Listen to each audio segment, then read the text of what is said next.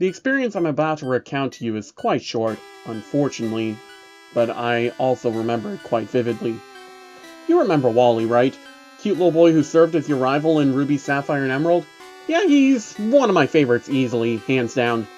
He doesn't seem to have any emotional hang-ups, he's not arrogant, he doesn't constantly call you weak, he's not a hyperactive annoyance, and he's not trying to deceive you even for the smallest amounts of time.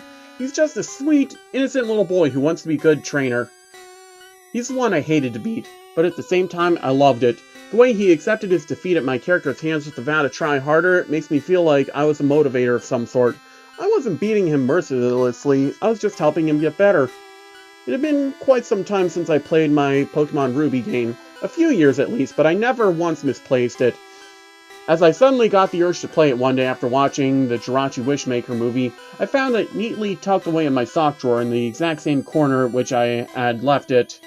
It wasn't even dusty. The cloth protection of a bunch of unused socks kept it safe from any damaging elements, which in turn answered the question as to why I had placed it in my sock drawer in the first place. I located my DS, I misplaced my GBA SP a while ago, not that it mattered, and quickly inserted the red cartridge, excited to see my old, completely unbalanced Pokemon team. I selected my save file and saw that I had saved right in front of the Pokemon League, which was good considering I planned to challenge them straight away anyway. Rather, since I was there, I figured I'd pay my favorite little rival a friendly visit before doing anything. First Wally, then the League, then I'd see if there was a chance I'd been lucky enough to find my game on the day I could find Mirage Island. As I stepped away from the League entrance, following a zigzag path downward, I stopped for a moment and opened my party. Normally, whenever I leave a Pokemon game alone for a while, I found out that the last thing I did was trade to help out my Pokedex on other games. It certainly wouldn't have been the first time that I enter a battle completely unaware that I had a party full of level 5 Rattata and Magikarp. It's a bit embarrassing, to say the least. They were all there, though. Inferno, the level 100 Blaziken. Volcano, level 85 Groudon. Diloros, 87 Rayquaza. Duragon, 65 Salamence. Harbinger, 55 Absol. And Vengeance, 34 Bayonet. As I said, painfully unbalanced, but they were all there just as I had left them. I was relieved, actually. That meant that Ruby was the game I hadn't abused the PAL Park with. It must have been Emerald. But that's not really important, though, and I'm getting off track. My party was there, so I didn't have to waste a few minutes in going back up to the League to switch out my dinky little underleveled Pokemon for something a little better. So I began my little trek to see Wally once more. As I entered the cave, he was standing there waiting for me already. I couldn't remember if that was what he was supposed to do or not. As I said, it had been quite a long time since I so much as thought about this game, but I was excited to talk to him either way. Whether I felt guilty for beating him or not, I loved seeing him. I approached him and pressed A to talk, but rather than have him say something in greeting before challenging me to a battle, the Trainer Spotted theme played for a second or two before the screen flickered, signifying a battle had started. But just as quickly as the screen faded to black, it faded back into the normal cave scene once more.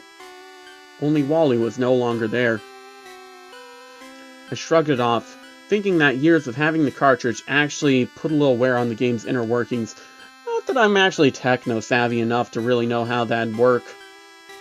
I started to walk away, thinking I'd see if this glitch continued in the Pokemon League. If it did, I was out of the game. I'd either have to reset or get a new one. Either option would kill me. Inferno was the best Pokemon I've ever had. Though before I could take a single step past turning around, the Pokénav rang.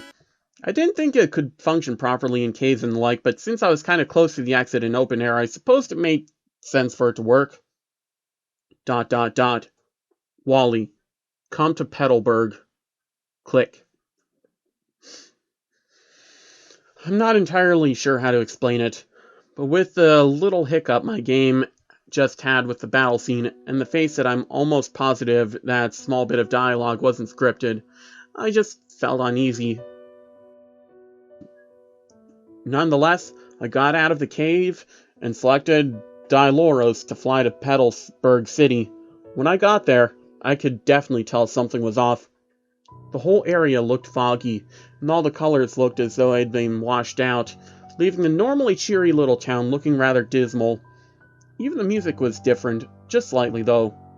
The tempo had been noticeably slowed, further adding to the incredibly dreary effect. I explored the area a little, going in the few buildings surrounding the Pokemon Center just to see what else had changed. For one thing, no one was around. The area was completely devoid of all NPCs, but it didn't take me long to figure out where they were. I walked up to Wally's parents' house to find 7 NPC sprites lining the path to the door. 2 columns of 3, with one standing to one side of the door. All of them wore black. Any feeling of my unease just grew from there. Curious, I spoke to them. None of them seemed happy. This shouldn't have happened. I thought he was doing well. We thought he had beaten it. He looked up to you. Why couldn't you give him a break? He'd still be with us if it wasn't for you.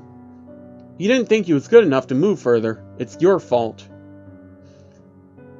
I knew what was going on now, but I didn't want to believe it. But as I walked into his house, I was forced to. A couple more NPCs dotted the small room as a black small coffin rested in the middle of the area. Wally was dead. I spoke to the other NPCs. Most only repeated, "It's all your fault." But one, which I believe was his mother, explained things a little better for me. The damp cave air aggravated his condition. He strained himself to become better so he could finally be as good as you. But he pushed himself too hard. His body gave out. A hiker found him, a Pokeball clutched in his little hand, his Pokemon refusing to leave his side. He called us using Wally's nav. Do you know what it's like? Being informed by a total stranger that someone you love is dead? Pay your respects and leave. This is all your fault.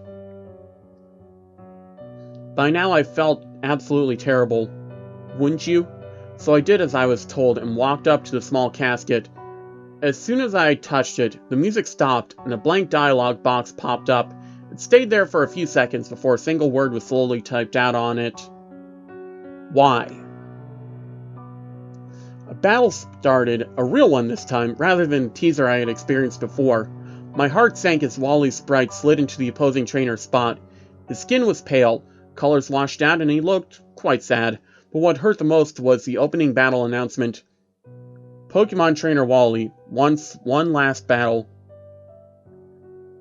He sent out his first Pokemon, his cherished Gardevoir, which also looked upset. I assumed that this would be the trend with this Pokemon. I sent out Inferno. Sympathy urged me to throw this battle, to make his last one a good one for him, but the competitor in me said to give it all I had. Guess which one I listened to? Inferno plowed through each and every one of his saddened Pokemon, knocking them flat in with one attack each. As the battle ended, Wally slid back into frame, his sprite now mostly transparent, and said, "Why can't you let me win?" When the battle screen faded, Wally's mother approached my character and pushed him back and away from the coffin. "Get out. You're done here. You disgust me." As she shoved me out the door, instead of appearing outside the house, the screen cut to white and began rolling the credits. As the names of those involved in the production of this game faded in and out, the white was replaced by an ending scene. Poor Wally's funeral procession. NPC sprites slowly paraded through Petalburg, the tiny casket at the center of the crowd. My eyes watered as they slowly left through the right exit of the city. The camera followed as they stopped at the small patch of grass where Wally had caught his deer Ralts. When they stopped, they all turned to face the screen. Just for a second, but I could almost feel the judgment. As they turned back to the casket, the screen faded to white and Wally's trainer sprite faded in. Beneath it were 3 little words. In loving memory.